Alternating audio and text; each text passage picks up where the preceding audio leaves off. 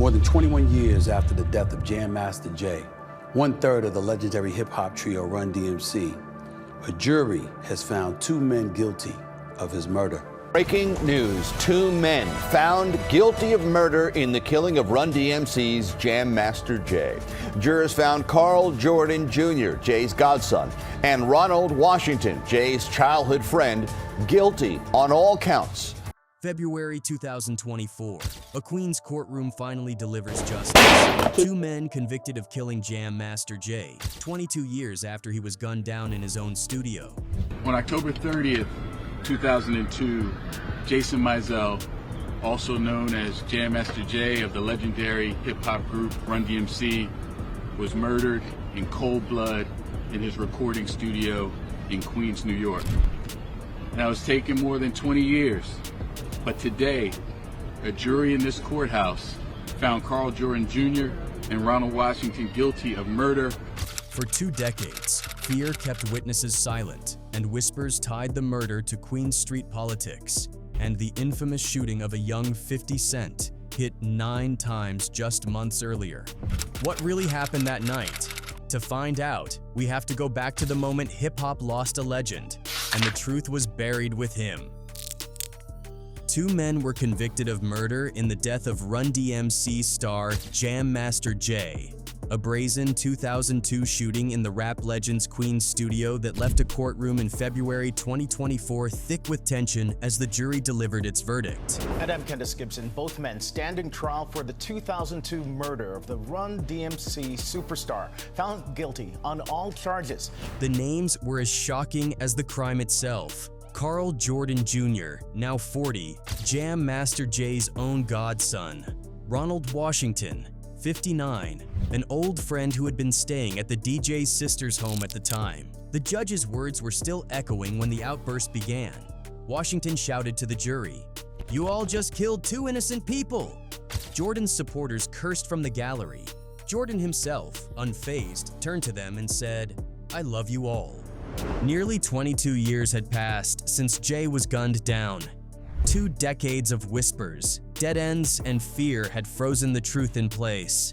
But now, the silence has finally cracked. Yet this wasn't just the closing of a cold case. It was the unsealing of a story that rippled far beyond one man's death. Jam Master Jay wasn't only the legendary turntablist of Run-DMC. He was the man who opened the door for a then unknown Queens rapper named 50 Cent, giving him his first shot in the studio and shaping the early sound that would later take over the world. Jay taught him how to record, how to count bars, how to structure songs. Before there was Get Rich or Die Tryin', there was Jam Master Jay showing a kid from South Jamaica how to make music. But in the months leading up to Jay's murder, that same protege would survive a hail of bullets, shot 9 times in a brazen attempt on his life. And rumors would swirl for years that these 2 events, the near death of 50 Cent and the killing of Jam Master Jay, were somehow connected. 50's reaction to the verdict was as short as it was telling. On Instagram, he posted a screenshot of the news, captioned, "Welp, that's all folks. R.I.P. Jam Master Jay." A shrug emoji, a goodbye. The message was clear. After decades of speculation, the world finally had names and convictions. But the why, and the shadows that linked Jay's death to Queen Street politics and the young rapper he once called family, that would take us back to a cold October night in 2002. In Queens, taking the life of the man known as Jam Master Jay, his real name, Jason Mizell, one of the founders of the groundbreaking rap group Run-DMC. It was a rainy Wednesday in Queens, the kind that turned Merrick Boulevard into a slick ribbon under the streetlights. Inside the 24/7 studio, Jam Master Jay was at ease, on the couch, controller in hand, playing a video game with his friend Uriel Tony Rincon. Across the room, his business manager Lydia High sifted through paperwork. The mood was easy, familiar, safe. What Jay didn't know was that moments earlier, someone had quietly unlocked the fire escape door. That man, later identified as Jay Bryant, slipped away unseen, but he had just cleared the way for 2 others. Karl Jordan Jr., Jay's godson, and Ronald Washington, a childhood friend, climbed the stairs. Jordan walked in first. Jay's face lit up with the kind of warmth reserved for family. They met with a casual half-handshake. Then everything shifted. Before Jay could react, Jordan raised a gun and aimed it at him. "Oh, us," Jay blurted. The words barely left his mouth before the first shot rang out. At close range, the bullet struck him in the head. He collapsed instantly. The second shot tore into Rincon's leg. Washington pointed his gun at Lydia High and ordered her to the ground. She froze, face down, unable to see more. Rincon, bleeding and in shock, refused to speak to police afterward. Jam Master Jay was working in a recording studio here in Jamaica. He and a 25-year-old male Hispanic were relaxing in a lounge near the studio when a man walked into the studio, gun drawn, and opened fire. Mizell was struck once in the head and killed. The two gunmen vanished as quickly as they had arrived. Security footage from 4 cameras was worthless. Even though the studio sat just a 3-minute walk from the 103rd precinct, no exterior video ever surfaced. Tonight, the questions focus on witnesses and security cameras. The studio where Jay was shot is outfitted with several security cameras, but did they capture the killer? One person outside the room, Tanya Edwards, a receptionist in a nearby office, remembered seeing a woman in a floppy brown hat leading a man in a velour tracksuit toward the studio at the time of the shooting. At first, she thought it was Lydia High. Years later, she admitted she wasn't sure. It was over in seconds, an execution carried out not by strangers, but by people Jay knew and trusted. The shock of Jam Master Jay's murder rippled through Queens that night, but inside the studio, silence quickly took hold. The two people who could have given police the clearest picture, Lydia High and Uriel Tony Rincon, said almost nothing. Fear filled the air faster than sirens. Like the high-profile killings of Tupac Shakur and the notorious B.I.G., this case was swallowed by rumor, tips, and street theories. But the real problem was simpler and far more dangerous. The witnesses knew the killers, and they were terrified. It's no mystery why it took years to indict and arrest the defendants, prosecutors would later say. The witnesses in the recording studio knew the killers, and they were terrified that they would be retaliated against if they cooperated with law enforcement and identified the ruthless executioners of Mr. Mizell. That fear was the product of a code everyone in the neighborhood understood. Snitches get stitches. Speaking up could mean ending up in the same position as Jay. At first, both High and Rincon lied to the police. They downplayed what they saw. They left out names. For Rincon, the truth didn't come until 2017, when he finally recanted his original statements and identified Karl Jordan Jr. as the shooter. By then, nearly 15 years had passed. Even the technology failed. 4 security cameras in the building offered nothing. Footage was missing. Some cameras were disabled. To Jay's older brother, Randy Allen, the conclusion was obvious. This was an inside job. The killer passed a total of 4 security cameras on the way to the murder, at the door, up the stairs, and in the hallway leading to the studio, pulled a .40 caliber gun, put on a ski mask, and knocked over a woman as he opened the door. He then fired 3 shots, killing Mizell and injuring 25-year-old Uriel Rincon. Fear, loyalty, and betrayal had locked this case in place. It would take decades, shifting alliances, and new witness courage before the story began to unravel. With so few willing to talk, the vacuum was quickly filled by speculation. In Queens, whispers traveled faster than facts, and soon, the murder of Jam Master Jay became the subject of every barbershop debate and street corner theory. One rumor in particular refused to die, that his killing was tied to Queens' most feared drug lord, Kenneth Supreme McGriff, and the tensions surrounding Jay's protege, 50 Cent. McGriff was the head of the Supreme Team, a gang that ran the drug trade in parts of Queens through the 80s and 90s. By the early 2000s, his name was still spoken carefully, a mix of respect and fear. Years earlier, 50 had angered McGriff by calling him out by name in his track Ghetto Quran, a lyrical expose of street operations in the borough. Not long after, in May 2000, 50 was ambushed outside his grandmother's home and shot 9 times. an attack many believed McGriff had orchestrated.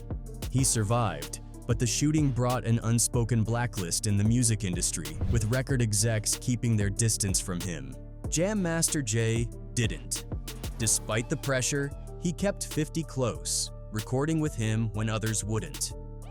Federal investigators later probed whether that act of loyalty had put Jay in the crosshairs, if defying McGriff and the people around him was a fatal mistake. Sources claimed Murder Inc., the label linked to McGriff, used fear and intimidation to keep 50 out of the business. But for all the intrigue, the theory never stuck. McGriff publicly dismissed the claims, saying he didn't even know 50 Cent personally, and while he knew of Jay, they had never met. The allegations eventually disappeared from government filings. Police later confirmed it was no longer the leading theory. Still, the damage was done. The rumor became part of the legend, another layer of mystery in a case already buried under years of silence. Still, McGriff's name wasn't the only one in circulation. In the absence of solid leads, almost every theory found an audience, no matter how far-fetched. Some whispered about money. One story claimed that Jay's business partner, Randy Allen, had taken out a $500,000 Keyman life insurance policy and had him killed to cash in. Police looked into it but found nothing credible to support the claim. Others pointed to old grudges. Curtis Schoon, a one-time associate in the Queens drug trade, was rumored to have ordered the hit over a debt. Schoon flatly denied it, saying Jay had paid what he owed years earlier, and investigators never found evidence to contradict him. Then there was the kind of rumor that belonged more in a tabloid than a case file, a supposed affair between McGriff and Jay's wife, Terry. It collapsed under the slightest scrutiny. McGriff was under constant federal surveillance at the time, and there was nothing to suggest such a relationship ever existed. The problem for detectives wasn't just sorting truth from gossip, it was that each rumor came with its own set of enemies, alliances, and possible motives. The streets were watching, but nobody was talking. And with so many names and theories in the mix, the truth about who had walked into 24/7 studio that night, and why, stayed buried under years of fear and silence. For years, that web of rumors and dead ends kept the investigation spinning in place. But behind all the speculation about street beefs, old debts, and music industry politics was a deeper, more complicated story, one that began long before that rainy night in Queens. To understand why Jam Master Jay died, you have to understand the life he lived. Jason Mizell was born on January 21, 1965 in Brooklyn, New York, and grew up in the Hollis neighborhood of Queens. By the early 1980s, he was known to the world as Jam Master Jay, the turntable magician behind Run-DMC. With Joseph Run Simmons and Daryl DMC McDaniels on the mic, Jay at the decks, they didn't just make records, they rewrote the rules of popular music. Run-DMC was hip-hop's breakthrough act, the first rap group to go gold, the first to go platinum, the first to have their music videos played on MTV, and the first to storm the stage on American Bandstand. Their 1986 album Raising Hell went platinum on the strength of hits like It's Tricky, It's Like That, and their game-changing collaboration with Aerosmith, Walk This Way, which dragged rap into the rock arena and the pop mainstream. They were more than just entertainers, they were role models. Run-DMC pushed an anti-drug message, fronted public service announcements, and used their lyrics to steer young fans away from violent gang culture. Their clean image was part of what made them so beloved and so trusted in the communities they came from. By the time they were inducted into the Rock and Roll Hall of Fame in 2009, and later honored with rap's first Grammy Lifetime Achievement Award in 2016, Jay's place in music history was untouchable. Jason was an amazing, talent. He loved everybody. He could never say no, because he just didn't push people away. He loved everybody, and he just couldn't say no. And I think that this contributed to this where we're at today. But while the public saw a hip-hop pioneer, a mentor, and a community leader, The truth was more complicated. Behind the stage lights and accolades, Jay was struggling, financially and personally, in ways few could have imagined. And it was those hidden struggles, not the wild theories, that would ultimately lead him down a dangerous path toward the drug trade, and to the real motive for his murder. By the late 90s, the roar of the crowds had quieted. Run-DMC, once unstoppable, had passed their prime. The tours were smaller, the checks lighter, and the era they'd helped create had moved on. For Jay, the man who had once stood at the center of hip-hop's biggest stage, the numbers no longer added up. He had launched JMJ Records back in 1989, a label that discovered hardcore rap group Onyx and later gave a young, battle-scarred Queens MC named 50 Cent his first real shot. But the music business had changed, and JMJ Records wasn't bringing in enough to keep the lights on, let alone carry the weight Jay was shouldering. And that weight was heavy.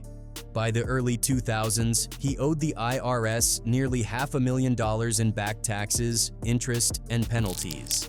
Still, Jay couldn't bring himself to pull back. He was known for his generosity, for always taking care of his people. His mother, his cousins headed to college, his wife and kids, even paying his sister's mortgage. If someone in his circle needed help, Jay found a way to say yes.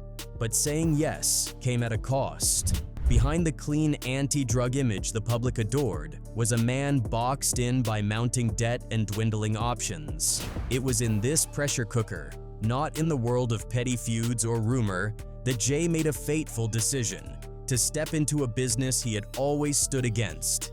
And that decision would tie him to the very streets he had once warned others to avoid, and to the people who would later be accused of taking his life. But the Bills didn't care about legacy, and the IRS wasn't impressed by platinum records. With the debts mounting and the music money thinning out, Jay began looking for ways to keep everything afloat. The house, the family, the friends who depended on him. Back in the 1980s.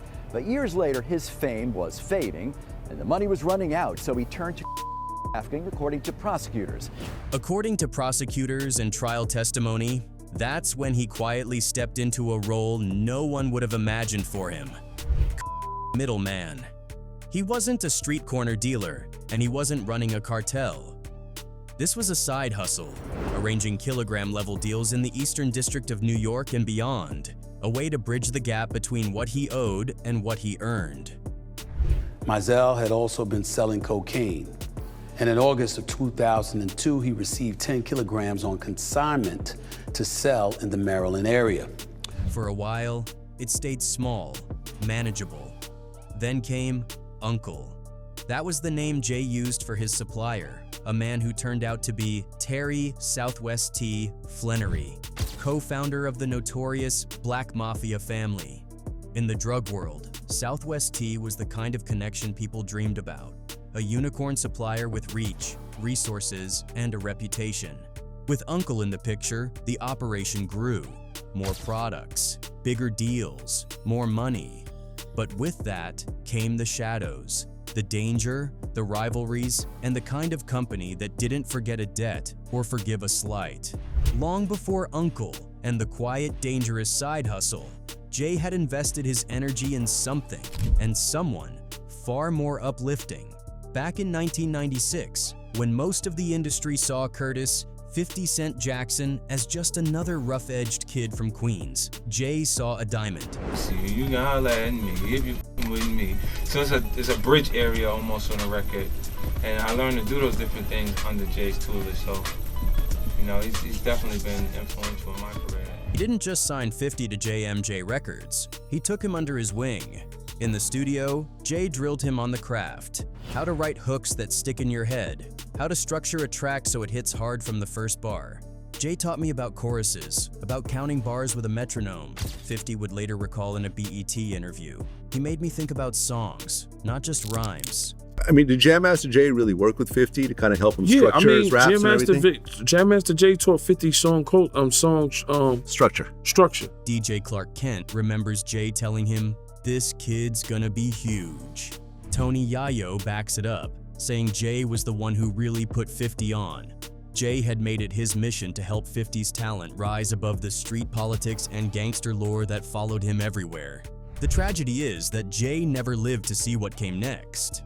The hit records, the sold-out tours, the global superstardom, and in the aftermath of his murder, that very connection to 50 Cent would fuel one of the earliest, most persistent theories about why he was killed. The night before, the studio was all smiles. October 29th, 2002. Inside 24/7, Jay couldn't stop talking about the news he'd waited years to see. 50 had just locked in his deal with Dr. Dre and Eminem. Jay's cousin, Stephon Watford, remembered it clearly. He was so happy about 50 Cent getting signed to Dr. Dre. We laughed, we cried. It meant so much to him. They lingered in that room, trading stories about the grind and reminiscing about the trip to Milwaukee they'd taken to celebrate the Shady Records signing. Jay floated through the space like a proud coach on championship night, clapping backs, replaying old memories, imagining what came next. 24 hours later, the same studio would be silent. The joy of that celebration hung in the air, the last echo of a bond he'd helped build, and would never see reach its peak. For years, the whispers pointed one way. It was almost too easy to believe. Jam Master Jay had stood shoulder to shoulder with 50 Cent, even when half the industry crossed the street to avoid him. In 2000, 50 had been ambushed outside his grandmother's home, 9 bullets tearing into him, a miracle leaving him alive. The talk in Queens was that the hit came because of Ghetto Quran, a track many believed laid bare the city's underworld. Soon, another story took root, that an unspoken blacklist had formed, whispered through studios and boardrooms, warning labels not to touch 50 Cent. Names tied to Murder Inc. and Kenneth Supreme McGriff swirled in those rumors. And yet, Jay didn't flinch. He kept the studio doors open for 50. He kept his name attached to a man others treated like a career-ending risk. In that kind of loyalty, some saw recklessness. In that kind of danger, some saw the perfect motive. For investigators and fans alike, it seemed obvious. The streets had reached into the booth and silenced Jay as payback for defying the blacklist. But the truth was messier and smaller than anyone imagined. It wasn't about rap wars. It wasn't about blacklists or McGriff. It was about 10 kilos of C and a broken trust. In August 2002, Jay had taken the drugs on consignment, worth nearly $200,000 destined for Maryland. He brought in Ronald Washington and Karl Jordan Jr., his godson, to move the product. Then came the falling out.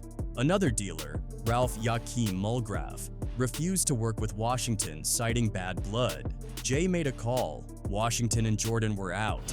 But after a disagreement between Washington and another participant, Mizell cut Washington and Jordan out of the deal. That cut wasn't just financial, it was personal. To them, it was betrayal. And in the shadow world Jay had stepped into, betrayal demanded a price. His two friends, Karl Jordan and Ronald Washington, were charged with murdering Mizell after they learned that they were about to be cut out of a $200,000 drug deal. The prosecutors would later call it a cold-blooded crime driven by greed and revenge. Witnesses, some breaking 2 decades of silence, described how Washington held the door, gun in hand, while Jordan walked up to Jay and fired. They bragged afterward, one saying that if Jay were still alive, he would kill him again. In the end, the guilty verdicts weren't just about closing a file. They were a final answer to a question that had haunted hip-hop for 22 years. The world learned that Jay's death wasn't the fallout of some mythic rap beef, but the intimate violence of men he knew, trusted, and helped. The irony was bitter. The man who had stood firm in the face of music industry politics, who had refused to abandon 50 Cent when it was dangerous to be his friend, was taken not by that danger, but by the greed of people inside his own circle. And with that truth, the story of Jam Master Jay closed. Not neatly, not cleanly, but fully. Now I know today's verdict cannot bring Mr. Mizell back, but my sincere hope is that it brings some closure and solace to his family, his friends, his fans, and all those who loved and appreciated him.